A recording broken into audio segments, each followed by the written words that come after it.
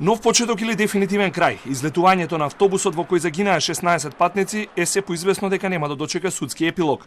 Предметот влезе во кривичен во 2019-та, но кривичните дела ќе застарат ако постапката почне одново. Ова ќе се случи со заминувањето на судиката Александра Ристовска, која го води предметот во повисокиот апелационен суд, откако ја доби поддршката на Советот.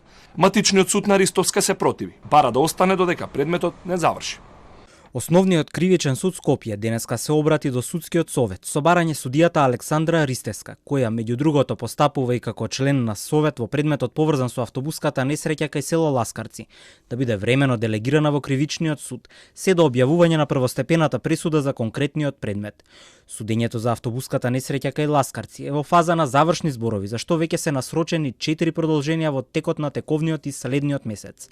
Барањето е со цел економичност и целисходност на постапката како испречување на непотребни одолговлекувања, имајќи предвид дека со промена на судечкиот совет, предметот може да почне од почеток со изведување на сите вербални и писмени докази, како и сите вешти наоди. Воедно судот бара од Советот во најкус рок да ги делегира останатите двајца судии кои добија пас за во апелација. Осман Шабани да продолжи со Титаник и Талир, а Весна Димишкова во оделението за претходна постапка. Од Советот велат да се истрпи желбената постапка, па одлука потоа. Одлуката за изборот на новите апелациони судии не е правосилна и можно е да бидат доставени и приговори. Дотогаш си работат на предметите, а доколку не се завршат до правосилноста, судскиот совет има можност да ги делегира. Но, по вчерашниот избор на 8 судии по четворица во граѓанската и кривичната материја во повисокиот суд дел од неизбраните најавија жалби, но и бурно реагираа до медиумите. Судиката Олја Ристова во допис најави дека ќе поднесе жалба по повеќе основи, меѓу кои дискриминација по основ на етничка припадност, бара проверка на знаењето на англискиот јазик на кандидатите, а посочи дека и долго најавуваната методологија за рангирање воопшто не го подобрила изборот. Судскиот совет се потрудил новата методологија да ја прилагоди кон старите навики, а со цел да не бидат избрани најдобрите кандидати со тоа што старите навики и аномалии при изборот веќе се наградени со недобивање гласови победентер, како систем на елиминација на најдобрите. Прворангираните и за во одделите за граѓанска материја и кривична не го добија потребното мнозинство. Не беа избрани ниту судијата Лазар Нанев, ниту Елизабета Настов, први на списоците. Дека нешто не чини во методологијата на рангирање на самата седница реагира и дел од членовите на судски совет.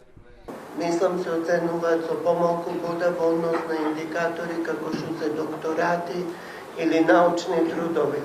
И јас како судија можам да оценам дека испаѓа дека судиите кои работат во судница постојано и постојано се ангажирани добиват помалку бодови од оние што помалку работат.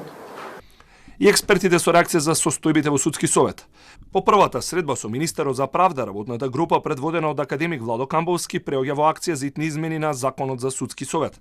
А не само измени во законот, дури и постојниот закон би можел да функционира добро, ако не се овие девијации во неговото применување. Девијации создадени од една лоша клима на притисоци врз судството, на политички влијанија, директни влијанија од поединци и од лоби групи врз судството. Гледаме дека судството станува главна тема денеска, во прв ред благодарејќи на неколку тешки случаи, така да ги наречам, кор случаи, и сега јавноста се со право преку нив гледа дали правдата се остварува или не се остварува.